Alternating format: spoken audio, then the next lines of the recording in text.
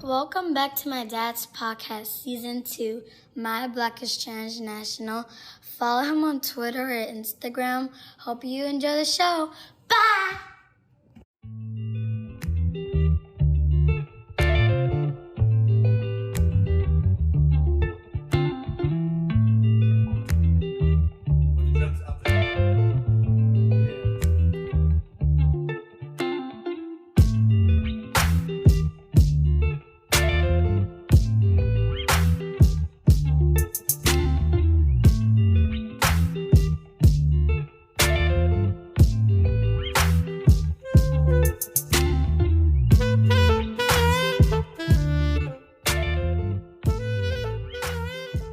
Hello everyone, welcome to My Black is Transnational, and on this episode, this is our Pillow Talk episode. For those who are longtime listeners, I know you all have been kind of waiting for this. I know you all kind of enjoy it.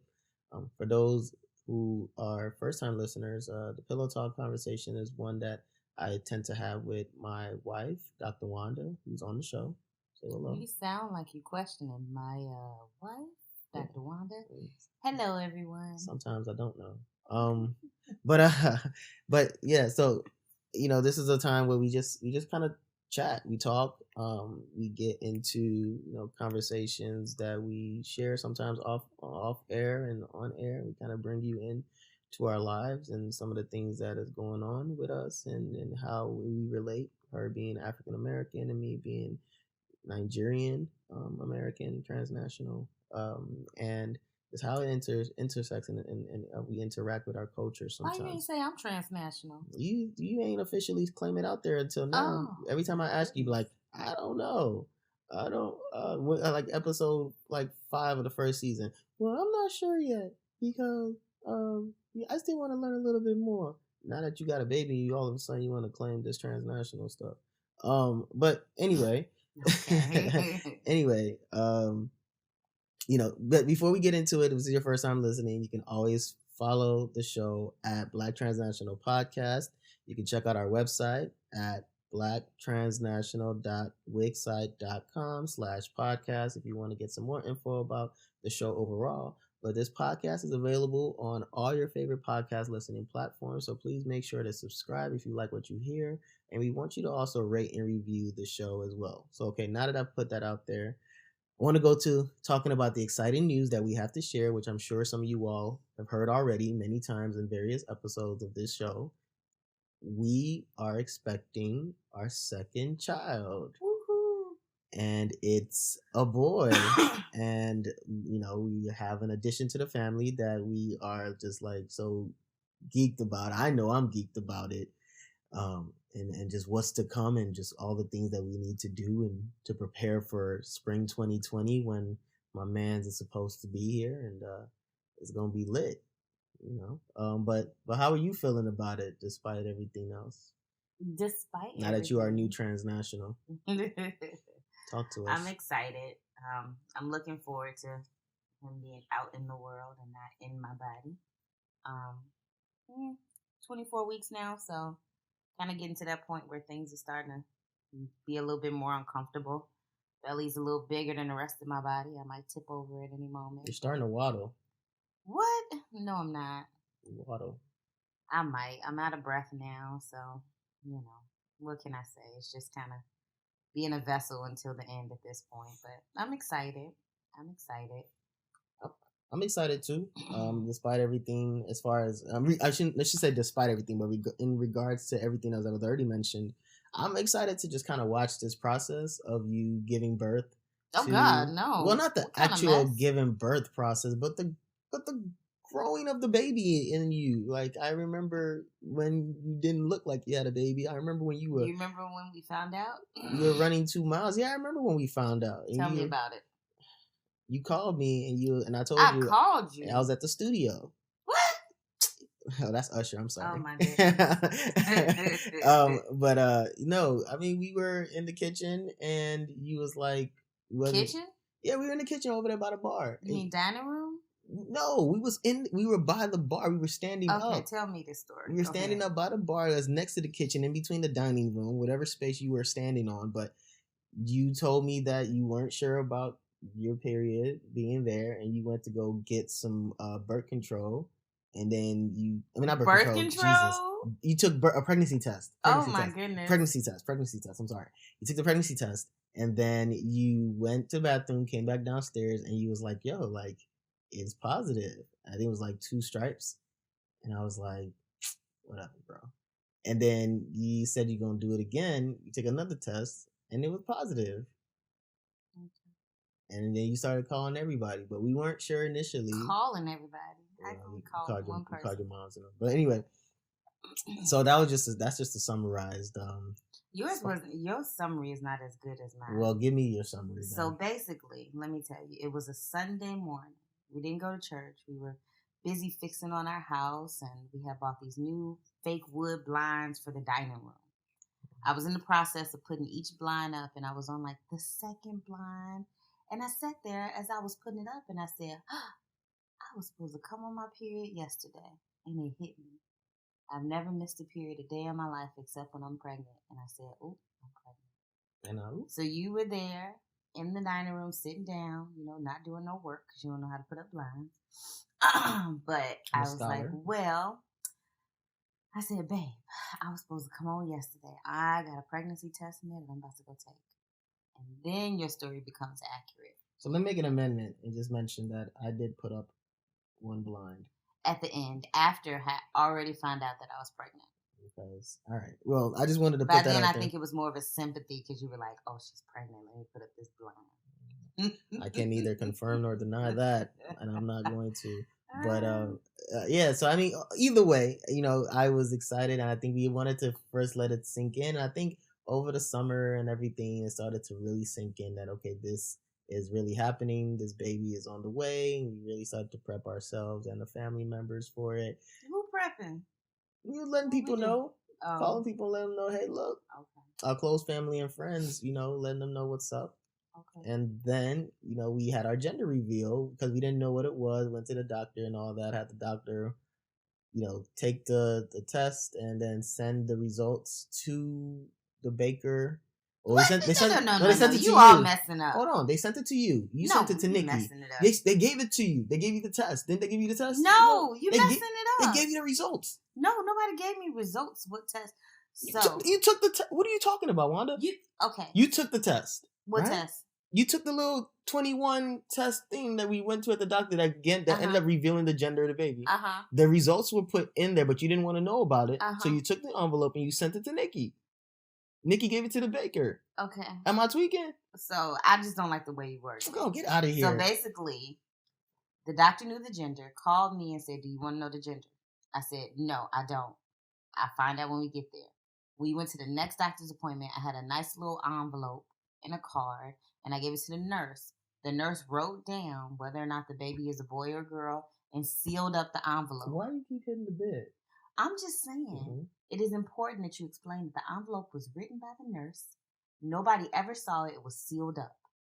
Then I took it and put it in an additional envelope, wrote my sister's name and address on it, and sent it to her so she could take it sealed up, give it to the baker at Publix, and they make cupcakes. So nobody knew the gender. And the cupcakes were all vanilla cake, white frosting, and on the inside it was a ploop of buttercream, which is either pink or blue. So nobody knew but the baker. And the baker didn't give her a receipt or anything, so she never knew what it was. Why are you giving them the entire long version? I'm trying to give them the Sparks Notes. I'm giving them the Sparks Notes version, and you giving them the entire book, bro. So basically, we had like a little mini party for my father for his birthday. We all went to Disney World, and we rented this Airbnb. And so at the Airbnb, me, you, our daughter, we all sat at the bar. We each had one cupcake. And at the same time, we bit in the cupcake, and we got to see what color buttercream was on the inside. Alicia was the first one to notice, and she, it's a boy! And then I found out, it's a boy! And then Kalechi was the last one to be like, oh, it's a boy. First of all, then we just jumped up, and we were excited. I was excited. And if you don't believe, because I think she's being a little bit dramatic as far as our reactions. What? You can check it out on my page on Instagram at blacktransnational_. You can check it out and look at it for yourselves. Okay. Oh, girl our got reactions. hops. I was jumping like crazy. I had a bad headache afterwards because that probably wasn't right, but it was very exciting. So why was it so exciting for us? Why did we have to make this such a big thing, especially when it was a boy? Can you tell them people why? Because you've already told them everything in great detail. So go ahead. Well, first of all, so Kelechi's family, this will be their first grandchild. Okay. And I don't know about Nigerian culture, but I think I know a little bit in that boys matter more than girls. Are you looking for my correct me if I'm looking wrong? for my transnational approval or something? I'm just saying, I don't know much, but I think boys matter more than girls when it comes to Nigerian culture. I wouldn't necessarily say. I think there's a little bit of a preference, but I wouldn't say they matter more. Okay, all right. But in my family, this will be the first boy grandchild on both my mom and my dad's side. So my sister has kids. We have a daughter. There are no boys. My dad didn't have any boys. So it's just like, wow, when are we going to get a boy? I think he had given up hope. Because we also took a video of what everybody expected or thought the baby was going to be before the gender reveal. And I think my dad said he thought it was going to be a girl. I think he was just like, it's going to be a girl. No, he said a boy. He said a boy? He said a boy. He said a boy. He said this was it. Well, when I took that video, it was right before we did the gender reveal, and everybody switched to a boy because I said a boy. But if you had asked people early in the pregnancy, they was all, well, you know it's a girl. You know it's a girl. So. I said a boy. But I was really just wanting a healthy baby. Well, but then also to kind of add to that, as far as your side in it being the first grandchild, it is definitely the first grandchild, especially for my dad and the real like Igbo side of my life, which is really like they're really structured with the whole dynasty thing. Where men only matter. Well, that I wouldn't say all that either at this day and age, but very more paternalistic than necessary. I will say that. But anyway, it being the first grandson and the first great grandchild of my grandpa, rest his soul, because the other one that was my niece that was born from my cousin, who was my dad's immediate younger sister, auntie. Her daughter just had a child, and I think that would be the official first grandchild. But it's a girl. Yes. Mm-hmm. So that's the problem there. And also because my auntie married someone that's out of the family. It's not Ibe-Lamberts. Oh, yeah, because she's a woman. So, right. Again, women don't matter. No one's saying that. It's just a last name thing. Right? So this is the first grandchild that would be Ibe-Lamberts. So that's the only difference there. I think if we were to put all them kids together, that child would have to still respect his elder cousin, and they would still give that cousin first rights for everything. But I think just as far as the for property rights, I think just the concept of keeping the name Ibe-Lamberts is, I think, the big thing, because that baby's not gonna have Ibe-Lamberts, right? Like, my cousin's baby is not gonna have Ibe-Lamberts. It's gonna be this child that'll have Ibe-Lamberts as the last name, and that's the first grandchild from my dad and his 16 other siblings that will have Ibe-Lamberts. So that's the thing, actually. Okay. That's interesting. But yeah, naturally I may be missing a couple other nieces and nephews, but I gotta go back and it's so deep. I may be missing. As in people that's got grandkids or great grandkids. No, because I'm thinking about, okay, so what I'm saying that is because you know, for those who don't know, I'll break it down really quickly. So my grandpa had 2 wives, right? And so his first wife is my grandmother, blood, and she had 12 kids, and then my grandpa's second wife had 5 more other kids. But for my grandpa's second wife, her kids have kids. And I think there's a boy in there. I think my uncle Nandi has a boy. So that boy is Ibe-Lamberts. Yes. So then you're not the first. But your son will not be the first. But the first from the first wife. So how does that make does that make him better than the No, other one? I don't. So that's why I said I had to go back and look at it and revisit it, because it may not be the first, but it's like, unless they're really separatist about first wife, and it'll be my grandma's first grandson. That's Ibe-Lamberts. Okay. You get what I'm saying? Mm-hmm. But that's it. So yeah, I don't think there's. I think I will be missing. I'd be misinformed if or even wrong if I said he was the first full Ibe-Lamberts boy. I don't think that's the case. That's not true. So I take that back. Okay. All right. But because I just thought about how deep the family was going back there. Anyway, just nice history lesson about me. I just put it out there. But moving forward, it is definitely first boy for you, first grandchild for your dad and your mom. That's a grandson, and because Alicia's still here. And I think we're excited for just not being able to do hair anymore. Oh God. Oh, I don't know what I would do if this was another girl. I'm so tired of doing hair. And I'm not one of those mothers that don't mind my kids, looking a mess. I mean, not to say that some mothers don't care if their child look a mess, but they just be like, oh, 2 little puffs. It ain't got to be neat. It can be whatever. I'd be kind of wanting my child's hair to be neat. So then it takes me at least 2-3 hours to do their hair. And then if they're like Alicia, they tender-headed, so then they screaming the whole time you washing it. So I'm just happy to not have to do with hair. I'm happy to not have to potty train. I'm happy to not have to have him following me to the bathroom, interrupting me while I'm trying to take a dump. Like, these are the things that excite me. Should we edit that out? Nah, we're not going to edit that out. Just put you out there like that. I mean, so, but it's true. I mean, all those things are, I guess the funny thing is that I'm kind of looking forward to it. I'm looking forward to all of that. I'm looking forward to being able to, go buy, our first pair of Timbs, matching Timbs.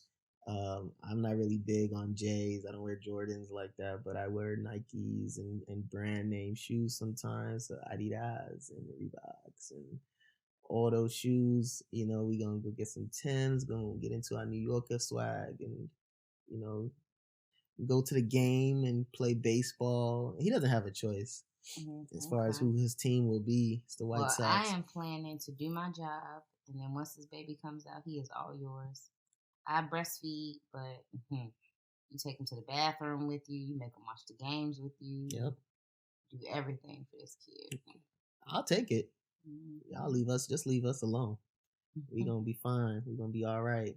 But who knows? I got all these thoughts and dreams and ideas of what he's going to be, and he may not even claim these pronouns nowadays. Oh my God! Don't I mean, put that on him. I'm just saying he may not. We don't know what's gonna happen, and I shouldn't spend too much time projecting. But in the meantime, while we still have these opportunities to hope, wish, and dream, I mean, I'm very excited to be able to get him into sports. We're gonna have somebody to watch the game with. I mean, I think Alicia gets into softball and baseball a little bit, but I think that's not necessarily where her heart is right now. She's very more into the arts. She's very much into being a creative and things of that nature. I love sports. I love talking about it and things of that, but I hope that he takes after me a little bit in his interest for sports and his interest for all the things that I enjoy, so that I can have someone to kind of share that with. It'd be really nice. But if not, I'm still gonna love him regardless. It's just I just can't take one more day of, Powerpuff Girls. I mean, I love the Powerpuff Girls growing up as a shorty, but I can't take one more day of singing Lizzo. Like no. So I don't know. I love Lizzo. I just so yeah, I'm just looking forward to all those things and being able to incorporate him and introduce him to this village, and that's another thing that I'm so excited about. And I know I've told some of my friends off the air and just when I have personal conversations with people, is that I want him to just experience the love of being part of a village. And the village in this case is physical, but it can also be a virtual village. Just the connections and the group of people that we've met in our lives, that we've built relationships, long lasting relationships with, and just there being being there for him. I've been saying for a while the auntie gang is real, the uncle gang is real. And being able to see all the love that the people are going to give this boy is something that I just it excites me, because the whole it takes a village to raise a child thing is not what it used to be, but it still exists, because I think he'll be able to have people who look out for him, educate him, put him on to stuff, who may be able to relate to him even deeper than we can sometimes, and have somebody that can babysit. Down for that. You know what I'm saying? Just he got a sister that's gonna love him. So I mean, it's amazing to be able to see all this. It's amazing to be able to see, like I mentioned earlier, just see you go through this process of growing the child, and wanting to, being excited about it and being happy about it for the most part, despite everything that it does to discomfort your body.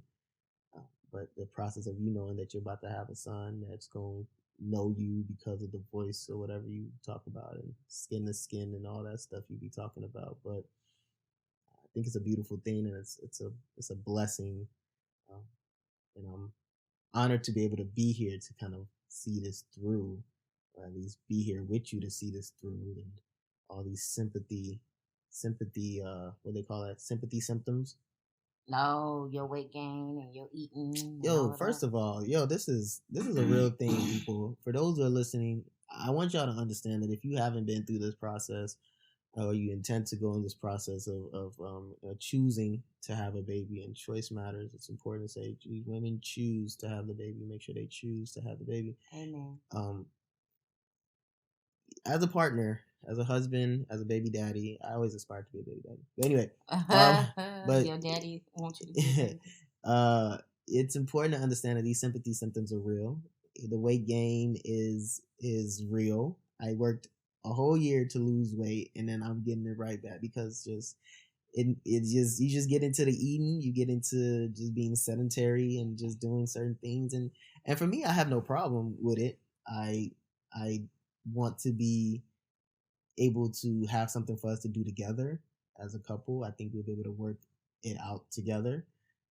But I also think it's not fair if we're to leave you by yourself and not be in this with you step for step. Maybe not pound for pound, but definitely step for step. I would want to walk with you in this journey, to be able to. You said you're down with it, or you're done with it? I'm down with it. I appreciate it, because I'm big as a house, and I feel like it's unfair for me to go through this process and have a baby and then come out on the other end with a saggy, flabby stomach. And she legit told me that I couldn't. She legit told me I couldn't work out. And you still got a 6-pack. Like, that to me is just unfair. But I do think the woman's body goes through so much throughout the course of this process, and just throughout the course of pre and post pregnancy, that to kind of regain that without having that support. Never mind a C-section. Yeah, right. It's so much that y'all go through to produce this life, that I think the least that we can do is try to at least be here with you, and not create that much of a disparity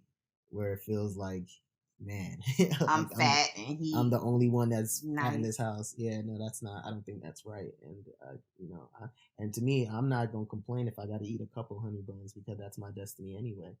I think it was meant for me to eat an iced honey bun and these cream sodas and these calzones from DP Dough, and so I'm about it. But okay, enough about that. I think also, let me add, what are some of the concerns you have as far as this baby and bringing him to the world? Do you have any concerns, any fears, any things that? I mean, first off the bat, this is a black boy, a black male in the U.S. So all the anxiety and issues that come with that come with this, and I think about it. You think about all the little boys that got shot and weren't doing anything.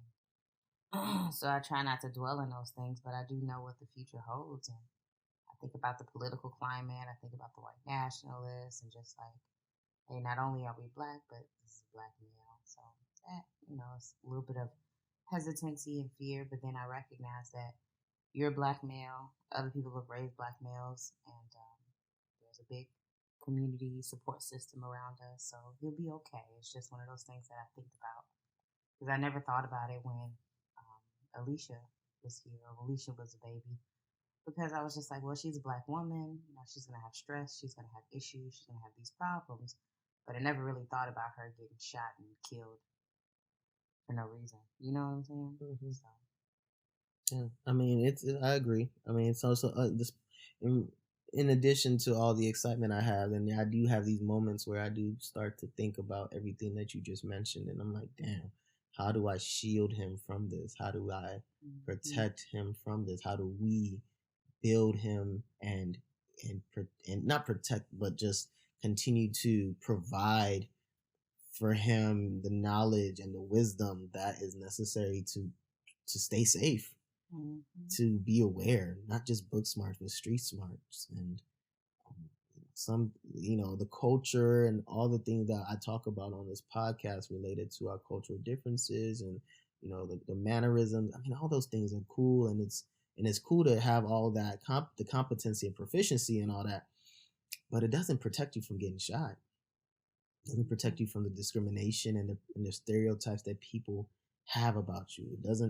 It doesn't protect you from walking down the street and a cop pulling up on you because you fit a description. And what if we're not there one day? So like those things bother me too. And I don't know what to do about it except for pray and continue to reinforce my faith in God and the universe and everyone that's around to know that good things will happen. And that's what we can only do our best, and try to impact our environment in addition to impacting our immediate family. But we thank God for this blessing. We don't take it for granted. Don't take you for granted or the rest of, what we have for granted, because you never know, But what else is on your mind? I'm just excited. I'm waiting on maternity. I can't wait to have 3 whole months just alone, solo with the baby. I feel like that's going to be a great bonding time. Great time to solidify breastfeeding, which wasn't all that great when Alicia was a baby. So I'm excited. So, I mean, I think, we just wanted to take a couple moments to share with you all. I know we haven't done these pillow talks in a while since we started season 2, and obviously for good reason, with pregnancy in play, and because I'm tired. I come home every day after work and go to sleep. Exactly. And then I wake up and I go back to work. So, I mean, right now we're going through this routine phase, and we have to use our time to cook the baby up, and that spends a lot of time. That means a lot of time sleeping and resting and all that. But I appreciate you taking this time this time of the day to actually sit up and waddle yourself over here and be able to lay in this bed and have this conversation. I know that this was something that we talked about as far as expanding our family, and I'm excited to be able to actually have it happen. You dreamed about this before, and to actually see it playing out is a good thing. Mm-hmm. I just continue to pray for a healthy baby. For those of y'all who are listening and their family and friends, baby shower's coming up. We're excited to have the baby shower. We're excited to see you at the baby shower and celebrate. Thank you all for the love and support, and just for everything as far as you just showing your commitment and willingness to be here as we are continuing to add to our family and grow our village. So, I don't have anything else I have to add. I think this was not going to be the longest of episodes. Yeah. But just want to say thank you. Thank you to all the support, all the love. Thank you for allowing me to have a space to express myself while we're going through this process. Well, so that's going to do it for this episode of My Black is Transnational. If you like these pillow talks, and there'll be more to come, maybe not as much as last season, but there'll be more to come, and as we continue to involve you in some parts of our journey as a family and different discussions that emerge from it. If you like what you hear, you can follow the podcast at BlackTransnational _ on Instagram. That's my page. And then you can follow the actual podcast page at Black Transnational Podcast on Instagram. On Twitter, we're at at MB Transnational, or you could just check out our website if you want to know more about it. If you want to be on the show, you want to just know who the guests are and connect with them, you can check out the website at blacktransnational.wixsite.com/podcast. Just click the link in the bio on my page at blacktransnational_ if you feel lazy enough to not type it in on your own. But with that being said, thank you again. My name is Dr. Kelechi Ibe-Lamberts. My Black is Transnational. And I hope by the end of this, yours will be too. Peace.